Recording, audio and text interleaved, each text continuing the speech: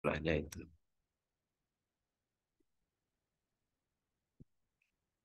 Apa ini?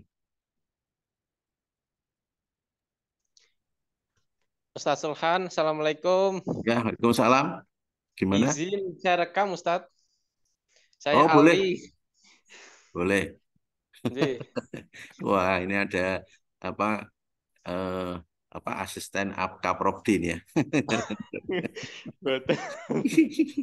Nah, ini saya ganteni Ibu Ida Musofiana ya karena Oh, ada nggih, siap, siap. sibuk sehingga ini saya istilahnya sebagai apa namanya pemain pengganti atau pemain simpanan ini muncul.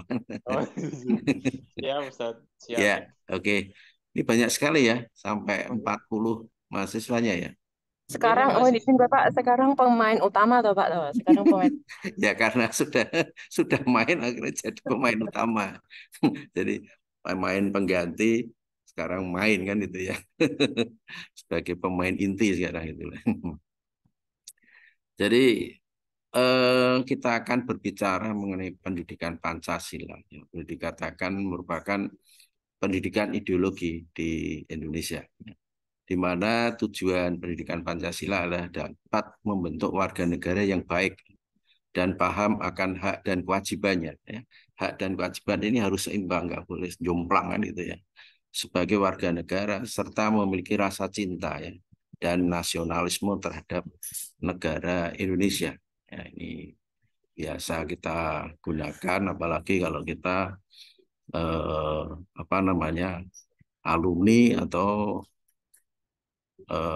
mahasiswa aktif resimen mahasiswa ini sudah istilahnya melaksanakan itu sehari-hari kan itu ya. Kebetulan kami eh, apa namanya ketua IARMI ya Ikatan Alumni Resimen Mahasiswa Indonesia Unisula kan itu ya. Yang insya Allah tanggal 30 dan tinggal tanggal 1 kita akan rapat kerja di Linggarjati Kuningan Cirebon kan di sana ya. Mudah-mudahan menghasilkan keputusan yang baik ya, untuk ke apa namanya ke depannya ya. Lah kita bicara mengenai dasar hukum. Jadi segala sesuatu apa kuliah kita apa materinya kita harus ada dasar hukum.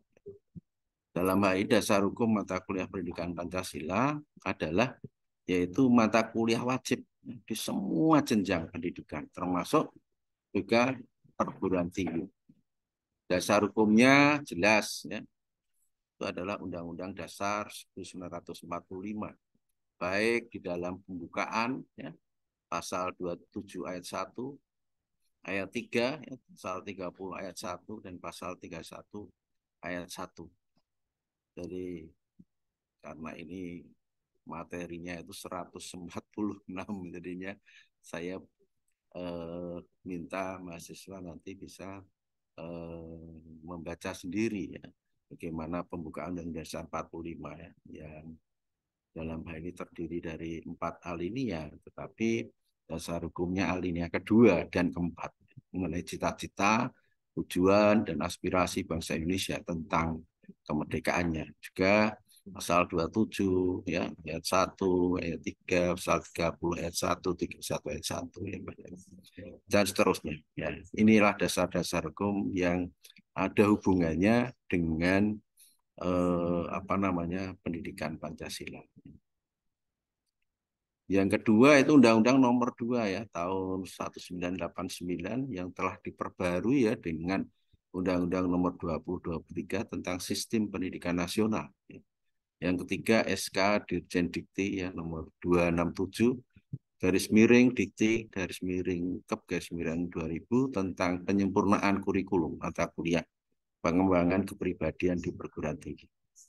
Yang keempat adalah keputusan Dirjen Dikti ya nomor 43 garis miring Dikti garis miring Kep garis miring 2006 ya tentang rambu-rambu pelaksanaan kelompok pengembangan kepribadian di perguruan tinggi. Nah, adapun tujuan umum dan misi daripada pendidikan Pancasila itu yaitu tujuan umumnya adalah bagaimana menjadikan warga negara yang baik ya mampu mendukung bangsa dan negaranya.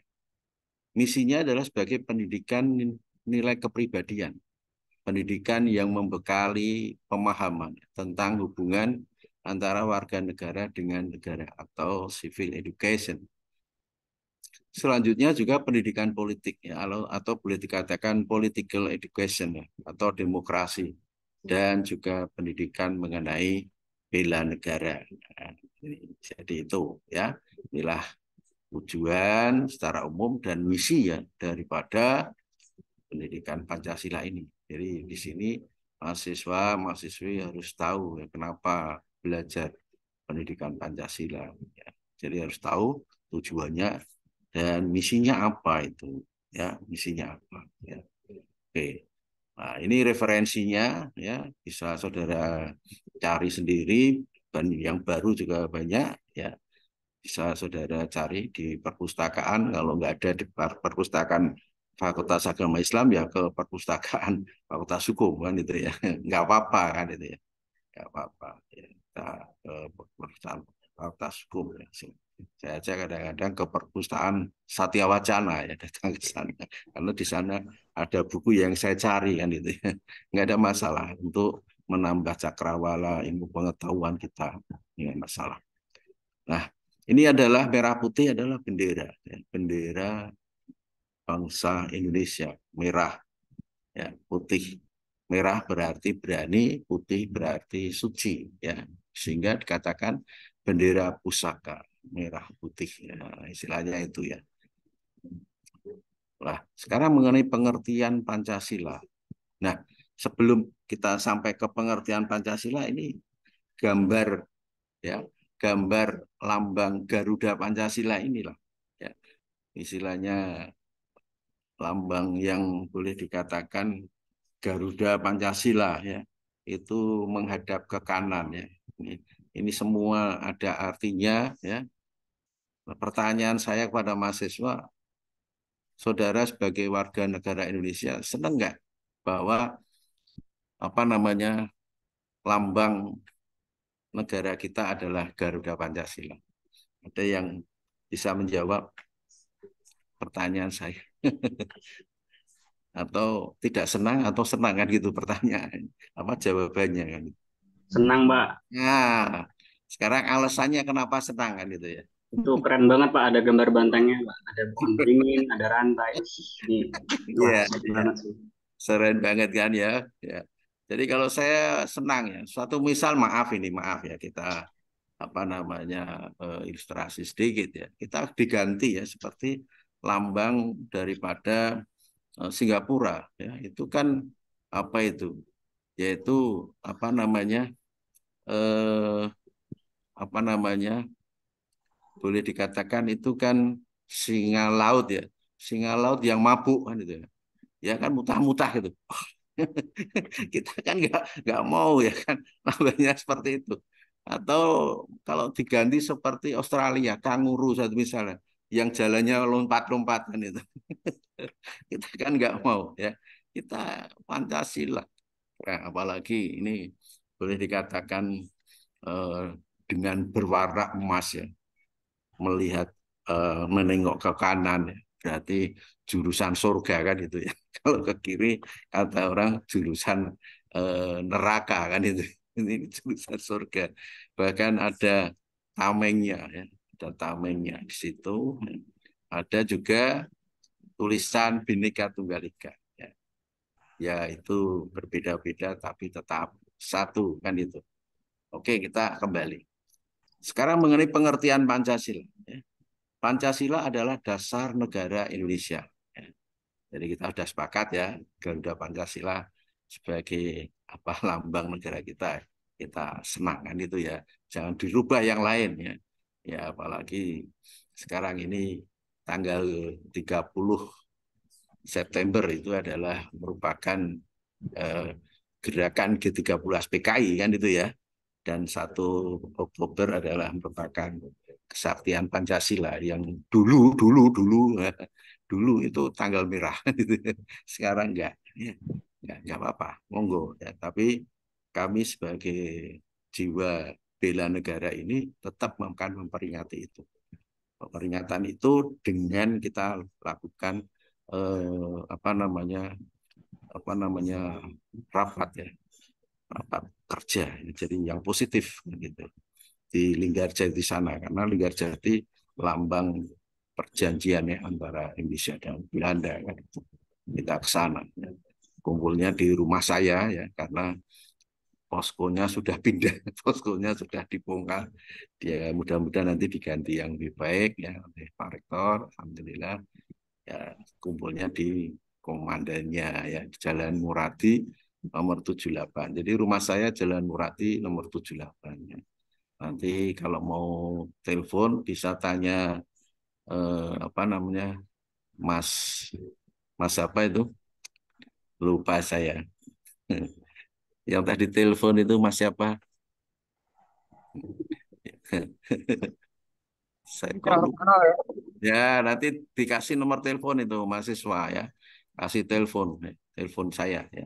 Jadi kalau ada yang telepon habis ujian telepon, Pak Solhan, saya udah ujian, sudah saya jawab semua, saya minta dikasih nilai A, ya kasih nilai A ya itu ya. Kasih nilai A. Jadi kita itu nilai tidak kulaan ya, jangan medit-medit kan gitu. Ada yang minta ya dikasih kan gitu. Otomatis disesuaikan nanti dengan kontrak kerja tadi ya. Kalau minta nanti kita lihat ya, lihat hasilnya disesuaikan dengan kontrak kerja ya. Absennya gimana ya, tugasnya bagaimana ya, ikut ujian mid semester apa tidak kan itu kan.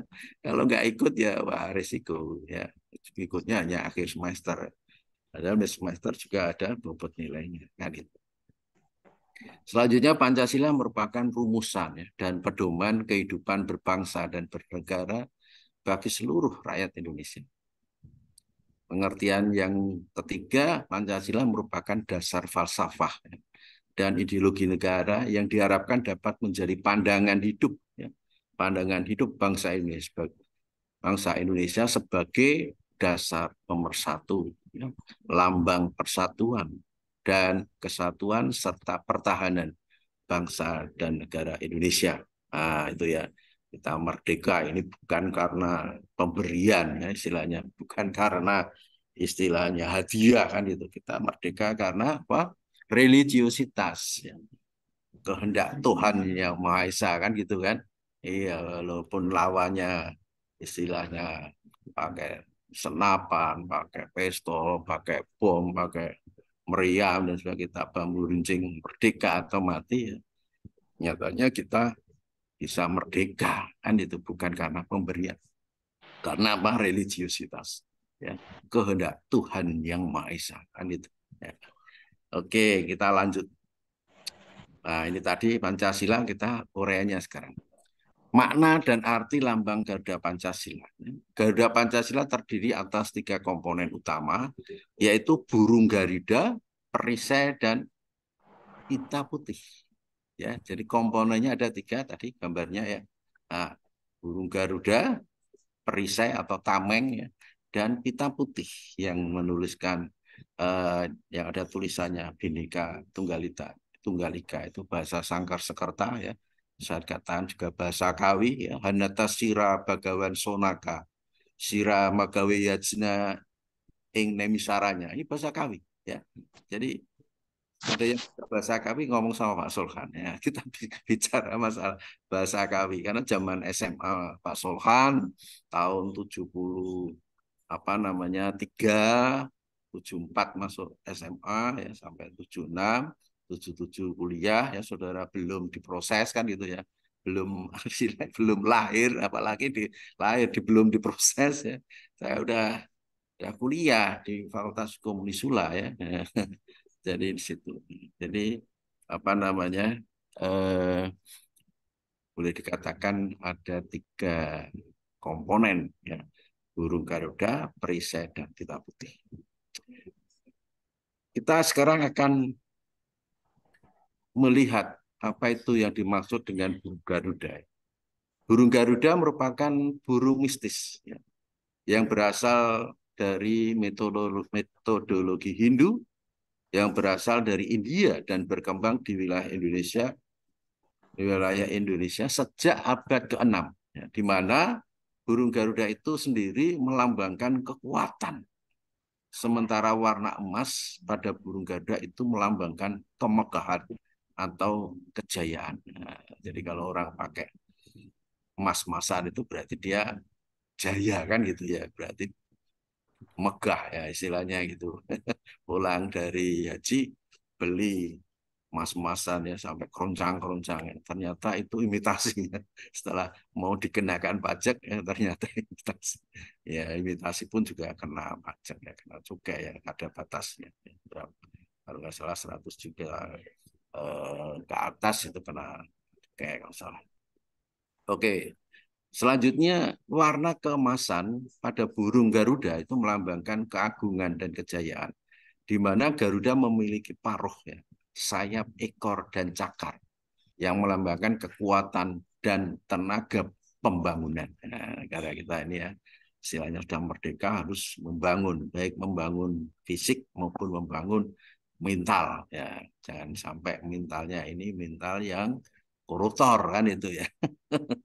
Sekarang ini ya naudzubillah ini min dzalik ya, koruptornya sak mejone di bawah semua ya, hampir semua ini koruptor semua kan itu ya. Padahal orang orang istilahnya suap menyuap, orang memberi dan orang menerima hal-hal yang dilarang ya, istilahnya itu katanya tidak berdosa katanya ya, tetapi hukumannya neraka, bukan, jadi nggak ada dosanya tapi neraka kan itu ya.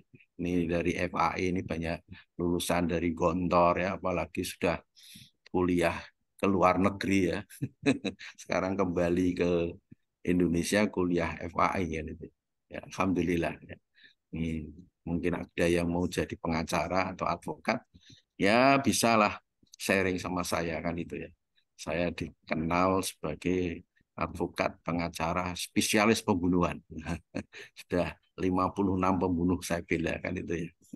Jadi silakan kalau mau sharing ya, mau apa kan itu ya. Kalau mau jadi pengacara ikut PKPA, insya Allah ketemu saya.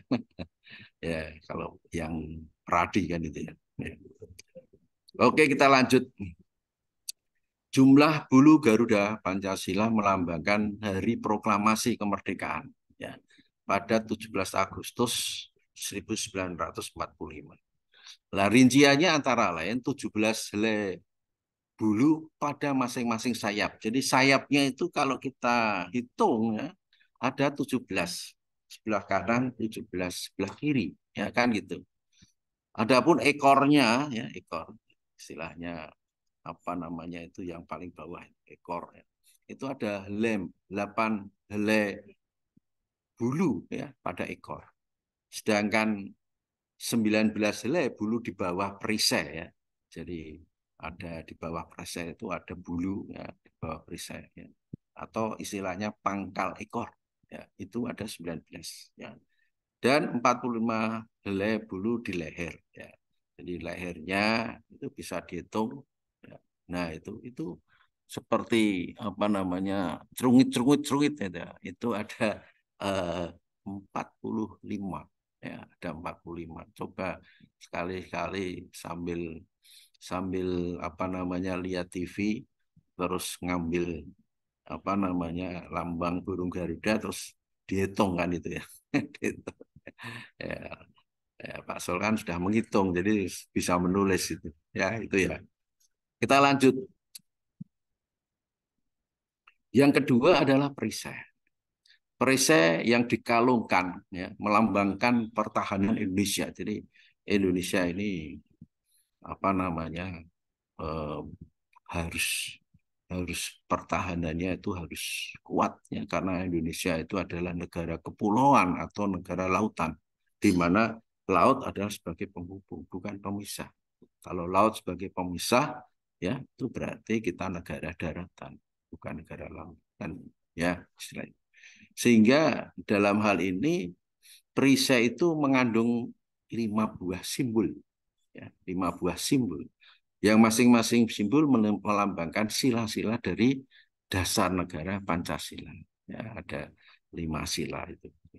Di tengah perisai terdapat sebuah garis hitam tebal yang melukiskan garis Katulistiwa. Ya, kalau kita pergi ke mana Pontianak itu kita ada garis Katulistiwa ya. Jadi kita bisa aja berdiri di garis itu ya. Kaki yang kiri ya ke Indonesia bagian bagian barat, kaki yang kanan ke Indonesia bagian tengah atau misalnya. Jadi ada garis Katulistiwa. Ya, itu teman saya cerita di Pontianak, dia berdiri di garis Katulistiwa. Nah, nanti kalau kita punya rezeki ya kita sekali-sekali ya KKL-nya di Pontianak kan gitu ya. Saya sering ketemu mahasiswa-mahasiswi KKL di pengadilan agama. Ya. Kamu mahasiswa Unisula dari Fakultas apa? FAI ya. Kenal saya, kenal tuh Pak Sulkam. Ya. Dulu saya ngajar di FAI mengenai kemahiran litigasi ya. Sekarang tidak. Ya. Karena sudah ada doktor baru atau dosen baru ya. Dan juga seorang pengacara ya. Oke. Selanjutnya warna dasar pada ruang ya. Ruang perisai ya. Warna dasar pada ruang perisai adalah warna bendera kebangsaan Indonesia, merah putih. Merah berarti berani, putih berarti suci. Jadi di sini jangan hanya berani karena korupsi ya. Ya dicontoh-contohkan sekarang korupsi nah untuk min dzalik ya, apalagi Menteri Menko Info ya itu ya korupsinya sampai triliun ya. Dan disusul Direktur Pertamina ya perempuan 2,1 triliun ya. Kalau miliar masih mendingan. Ini kalau kita bandingkan ya, tapi sama-sama ya istilahnya apa namanya calon penghuni neraka katanya ya. Kalau saya ngaji ke ustadz-ustadz itu orang yang korupsi itu karena mencuri uang rakyat ya itu bisa langsung neraka, tidak berdosa, nggak ada dosa, tapi langsung neraka. Kalau dosa bisa kita sholat taubat diampuni oleh Allah, selesai kan gitu. Tapi kalau ini nggak berdosa tapi langsung neraka katanya. Ini yang bahaya. Sedangkan bagian tengahnya berwarna dasar hitam, berarti warna alam ya, atau warna asli. Ya. Hitam itu berarti warna asli. Ya. Oke, inilah gambarannya. Ya, sila pertama ketuhanan yang Maha Esa dilambangkan seperti apa namanya bintang 5 ya kan itu bintang 5 ya. Ya kalau NU bintangnya 9 ya. Nah, itu ya. Jadi di atas 4 bawahnya 5 misalnya salah seperti itu ya. Dan ada apa ada talinya atau dadungnya ya. Dan kalau ini ditarik sama Pak Kiai ini kiamat ini kata begitu ya. Benar nggak itu ya? Kita coba itu dari FAI itu ya. Benar nggak itu? Ya. Sila kedua ada yang bisa hafal Pancasila, ada yang berani Pancasila. Ini seperti kalau kita ngaji di Gus Idam ya. Orang yang rumahnya paling jauh ya, itu mau dikasih sangu ya, itu suruh baca Pancasila. Ya, ya, saya pernah ikut pengajian Gus Idam ya di Blitar sana. Ya. Jadi ini merupakan lambang-lambang daripada sila pertama, kedua, ketiga, keempat, dan kelima.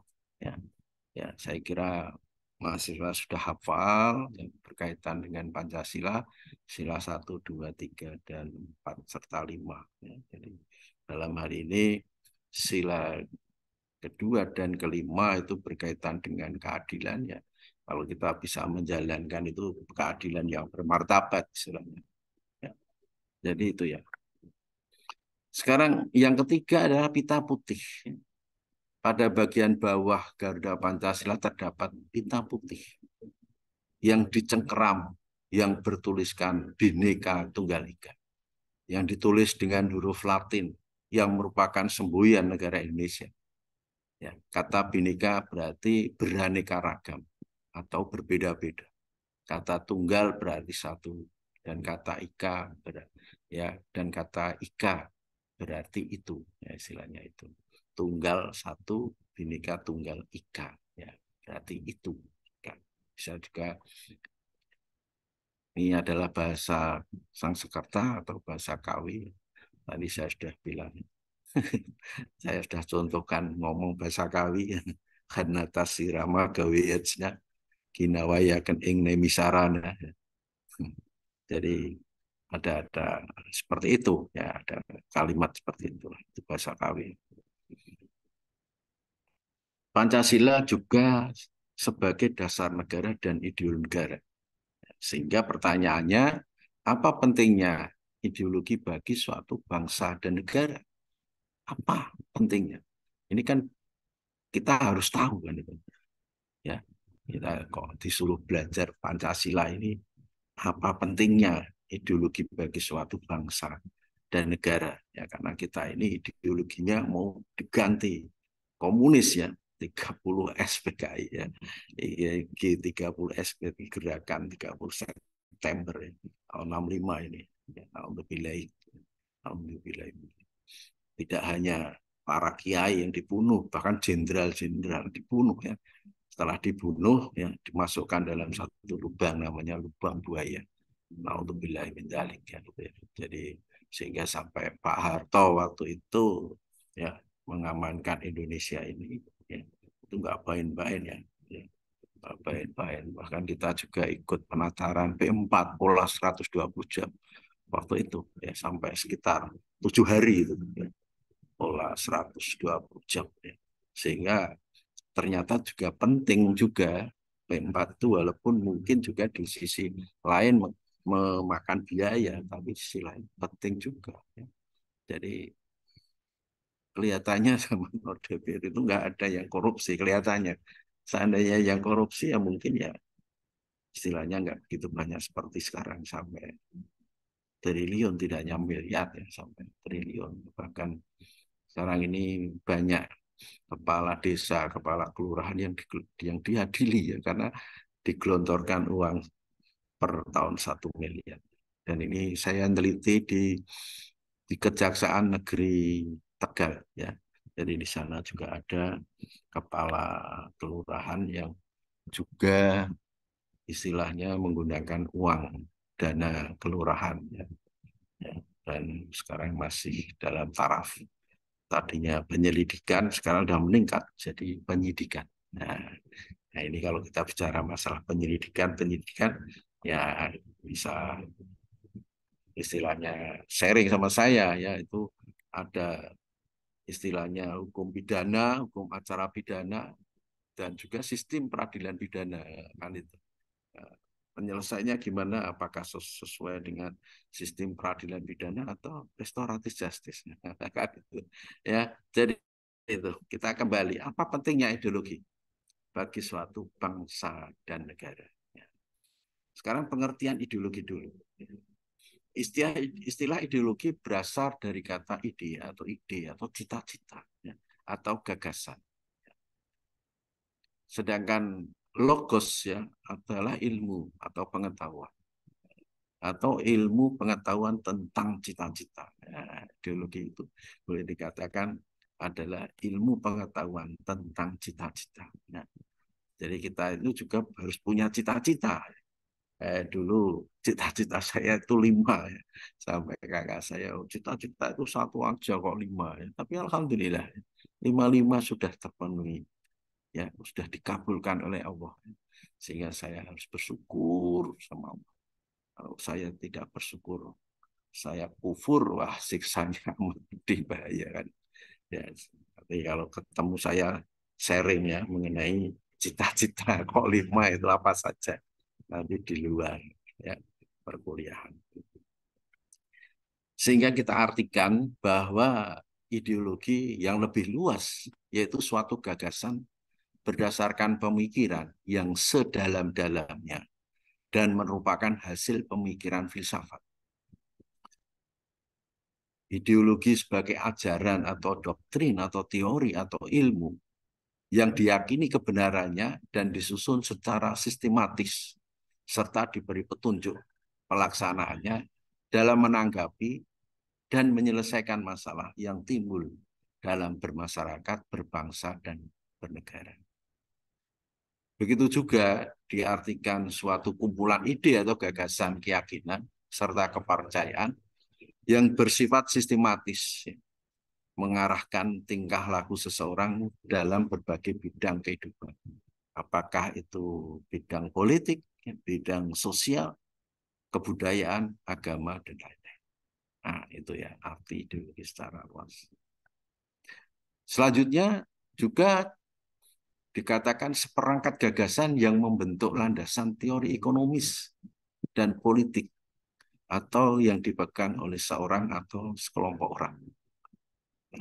Sehingga ide atau cita-cita beserta pedoman dan metode dalam melaksanakan, yaitu untuk istilahnya mewujudkan. Yang terakhir, ya, atau selanjutnya, yaitu suatu gagasan dan nilai-nilai yang tersusun secara sistematis yang diyakini kebenarannya oleh suatu masyarakat dan diwujudkan di dalam kehidupan yang nyata. Jadi kita harus, kalau kita Pancasilais itu sepertinya mungkin nggak ada orang yang korupsi ya. Korupsi waktu aja takut. Jadi apalagi korupsi yang lain terutama ya, korupsi. Orang korupsi itu sama dengan pencuri, pencuri uang rakyat. Apalagi kalau kita perlu KKL di Lembaga Pemasyarakatan Sukamiskin Bandung. Nah, wajah-wajah koruptor di sana ya. Itu suasananya tidak seperti kalau di lembaga pemasyarakatan Gedung Pani gitu ya. Coba ya KKL ke sana lah sekali-kali ya.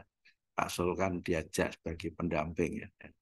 Kita kalau naik ke sana di lantai 10 dah beda lagi ya. Beda lagi. Kelasnya beda ya. Saya nggak bisa ngomong di sini ya. Perlu kita KKL ke sana ya. Saya kira mahasiswa itu perlu supaya tahu gambarannya ya. Ya. Ada bilik cinta apa tidak kan itu. Ya, jadi itu. Kita lanjut. Sehingga dapat kita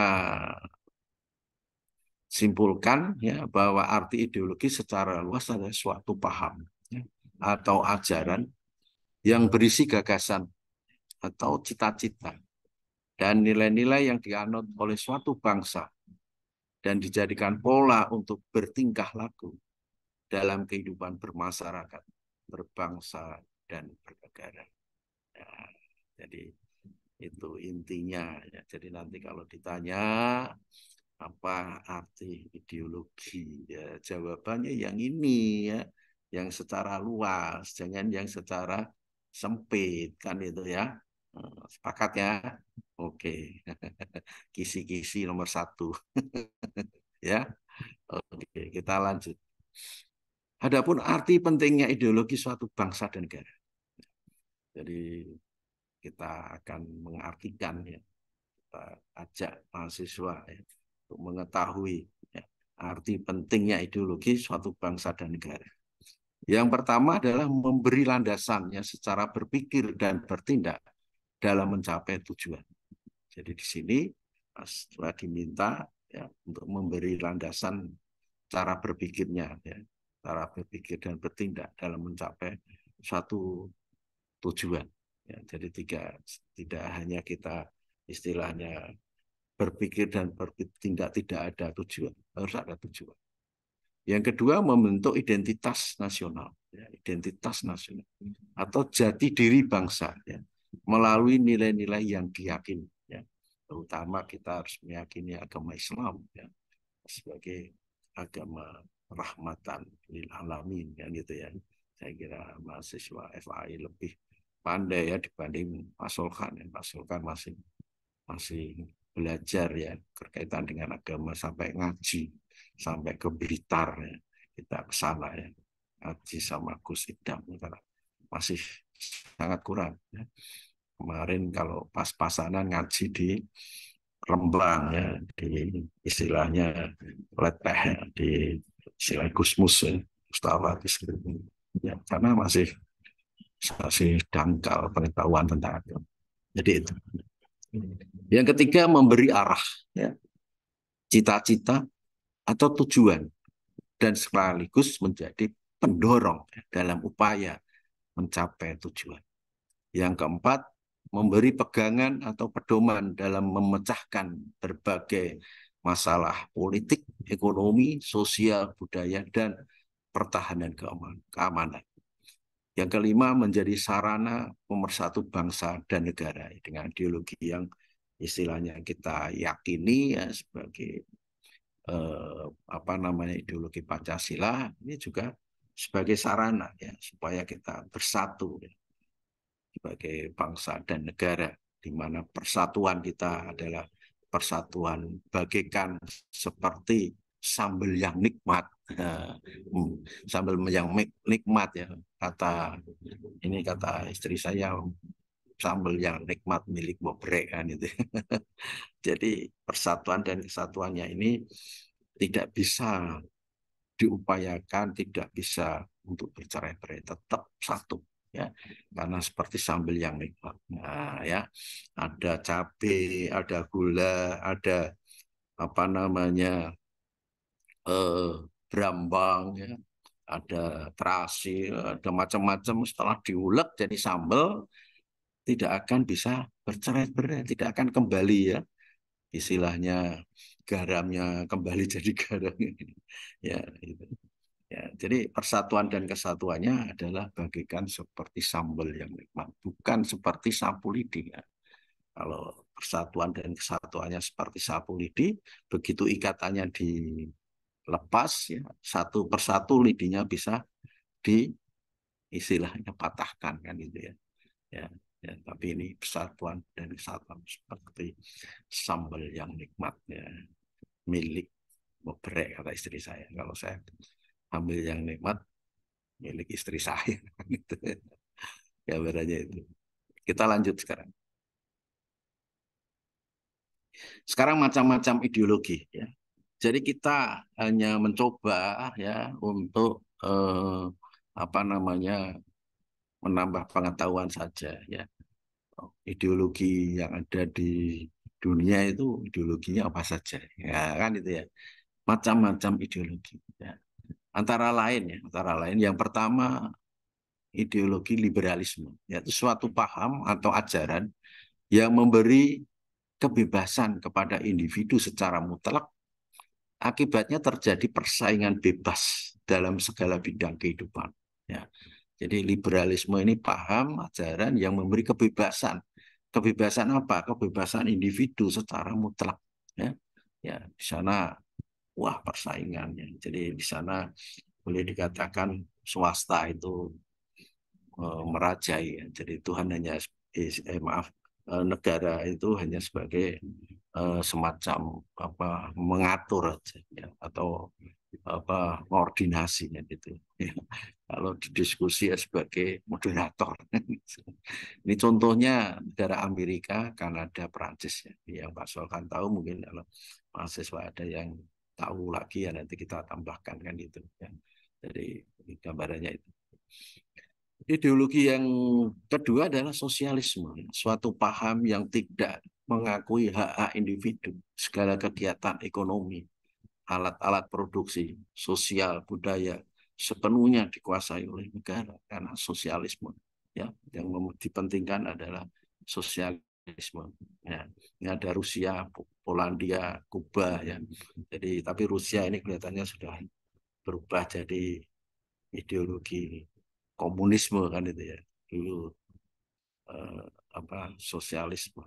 Jadi kalau kita lihat itu sosialnya sangat tinggi. Jadi di sana apabila orang berusaha ya di Polandia itu orang berusaha satu misal berdagang ya terus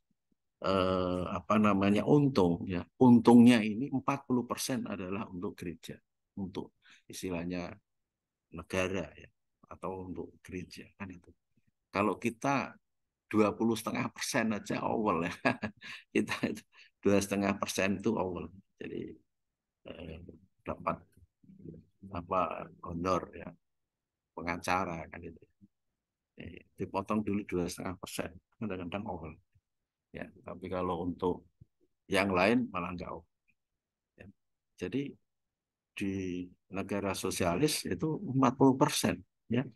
Jadi apa namanya modalnya diambil dulu, lah keuntungannya ini harus diberikan kepada negara atau kepada gereja itu 40%.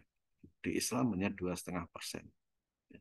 Ya, mudah-mudahan kita tidak awal lah ya 2,5%. Saya itu bukan milik kita kan itu. Ya, ada juga dalam hal ini Pancasila ya, bersumber dari nilai-nilai Pancasila. Bukan merupakan gabungan dari liberalisme dan sosialisme, apalagi komunisme. Ya.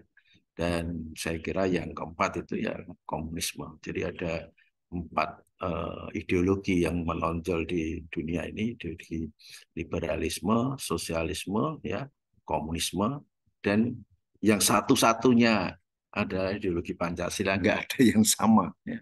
Di seluruh dunia hanya Indonesia. Nah, ya, hanya Indonesia ideologi Pancasila ini ya.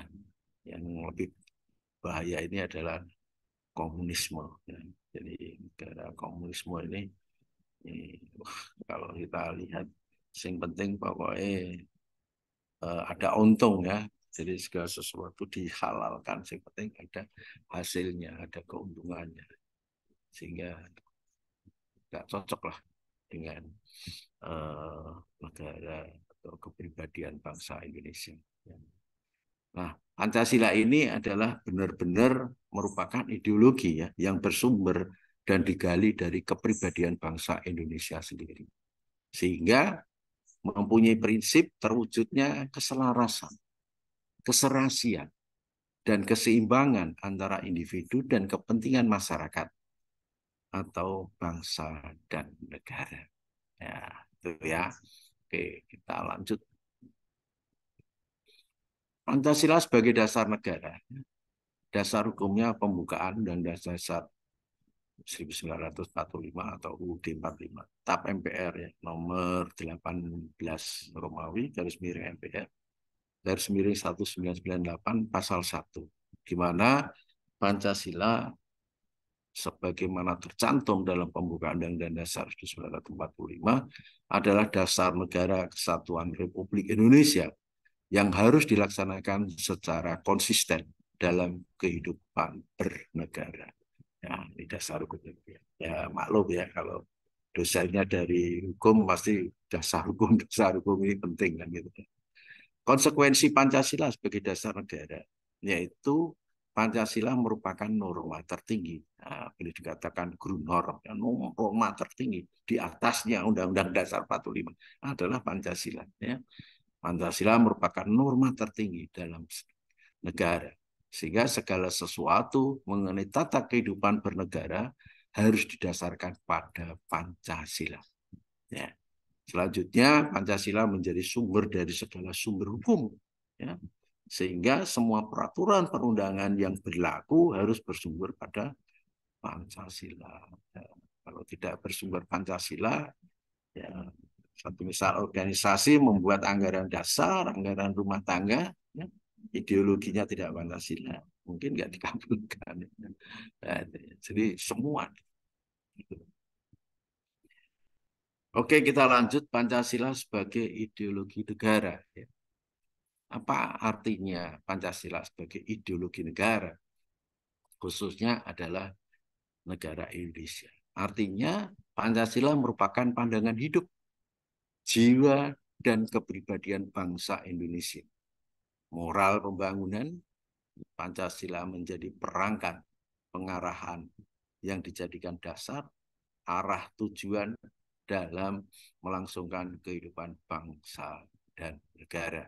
Ya. Oke, nah, saya kira sampai di sini ya kita kuliahnya. kuliah untuk Selasa depan mulai dari PPT yang ke-29 asal mula Pancasila. Saya mohon saya dimasukkan dalam grup WA. Nanti PPT ini saya share di dalam grup WA. Sebelum saya tutup, ya, saya mohon mahasiswa mencari kertas dan ballpoint, ya, untuk menulis berkaitan dengan tugas mata kuliah Pancasila. Nah, ya, di mana makalah ini temanya adalah mengenai Pancasila sebagai ideologi negara Indonesia. Tema, ya. Perkara judulnya silahkan. Ya.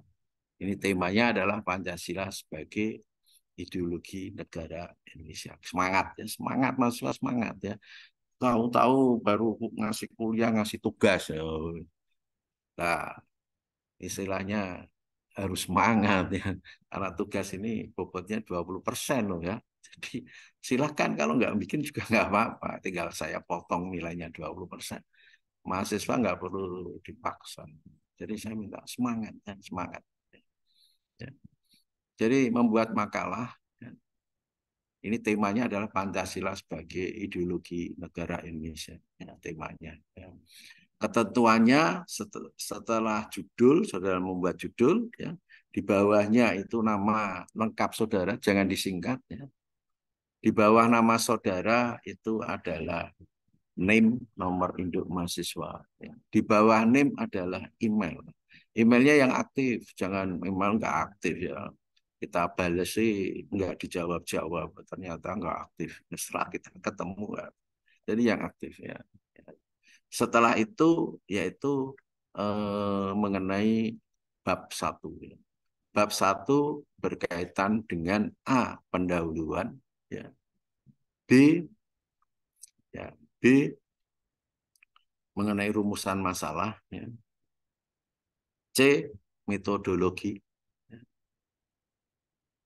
D, pandangan Islamnya tentang ideologi Pancasila, ya. Pandangan Islam, perspektif Islam tentang ideologi Pancasila, ya. Bab 1. Bab 2 adalah pembahasan. Bab 2 adalah pembahasan. Ya. Saudara bahas sesuai rumusan masalah. Saya minta minimal rumusan masalahnya adalah 2. Ya, minimal. Ya. Jangan 1. Kalau 1 ya jurnal kan itu, ya. Minimal harus 2. Ya, sehingga pembahasannya juga 2 minimal. Ya. Rumusan masalah 3, pembahasannya 3. Kan gitu. Ya. Ya, monggo dibahas, ya. Nanti harus ada footnote-nya, ya, ada footnote-nya. Saudara ngambil dari buku mana dan sebagainya. Ya. Setelah itu bab 3, ya, bab 3-nya yaitu penutup. Nah, penutup gitu aja langsung, ya. Penutup, di mana penutup terdiri dari A, kesimpulan, B, saran. Kesimpulan adalah jawaban dari rumusan masalah setelah dibahas, ya. Otomatis rumusan masalahnya 2, ya, dibahasnya juga 2, otomatis kesimpulannya harus 2, ya. Nggak boleh lebih dari 2, apalagi kurang. Lebih aja nggak boleh, harus, ya, 2, ya 2, 2 semua, 3, 3 semua, kan itu. Nah, setelah B, saran, ya, sarannya. Saran boleh 1, nggak harus 2, ya. Saran yang penting ada sarannya. Sarannya apa sudah. Oke, setelah itu daftar pustaka. Daftar pustaka itu terdiri dari A, Al-Quran atau hadis, ya. B-nya buku, ya. C-nya peraturan perundang-undangan, ya. D-nya lain-lain, ya. Bisa jurnal, bisa apa namanya, ngambil dari internet, ya. www.com misalnya. Ya itu, ya. Oke, itu, ya. Jadi saudara setelah selesai itu diupload, ya. Diupload, dimulai uploadnya itu hari Selasa, ya, hari Selasa tanggal 3, ya. Setelah kita kuliah maka akan kita buka, ya. Kita buka bagi yang membuat makalahnya udah selesai bisa upload di situ. Nah, terakhir nguploadnya yaitu tanggal 10 ya, 10 Oktober. Jadi kalau dihitung dari sekarang ya itu waktu pembuatan tugas pertama mengenai makalah tentang Pancasila sebagai ideologi negara Indonesia, waktunya adalah 2 minggu, ya, 2 minggu. Ya. Sampai di sini ada pertanyaan mengenai tugas. Nanti kalau saya sudah masuk grup akan saya share ya. Tugas ini akan saya share ya sehingga bagi yang tidak bisa mengikuti kuliah ya, ini ada 45 dengan saya berarti 44 ya. Mungkin ada juga Mas Nawir kurang ya. Jadi itu. Oke, saya kira kuliah sampai di sini ya, ini sudah jam 4 lebih 30 menit ya. 30 menit saya kira cukup untuk kuliah pertama. Nanti kita lanjut Selasa depan jam 15.20 ya. Jadi biasanya jam 15 kurang 5 menit itu sudah adzan asar ya. Setelah itu sholat asar wiridan saya kira 15 lebih 15 menit kita ada selesai, kita siap-siap untuk kuliah jam 15.20 atau lebih sedikit nggak apa-apa. Demikian, kalau nggak ada pertanyaan saya akhiri, kurang lebihnya mohon maaf. Akhirul kalam. Assalamualaikum warahmatullahi wabarakatuh. Waalaikumsalam. Warahmatullahi wabarakatuh. Wabarakatuh. Alhamdulillah. Semangat ya. Semangat Mas Terima Dasmi. kasih Pak. Ya, sama-sama. Ya, Oke lain Pak, waktu siap Pak. bisa ketemu ya. Tidak Amin, amin. ya tidak online tapi apa offline kan gitu ya. Terima kasih. Saya izin untuk live ya. Ya Pak. Oke Pak. Yo man. Absen. Andi absen Andi. Absen di mana? Coba ya nanti saya komunikasikan ya sama dosennya. Nanti saya share di grup.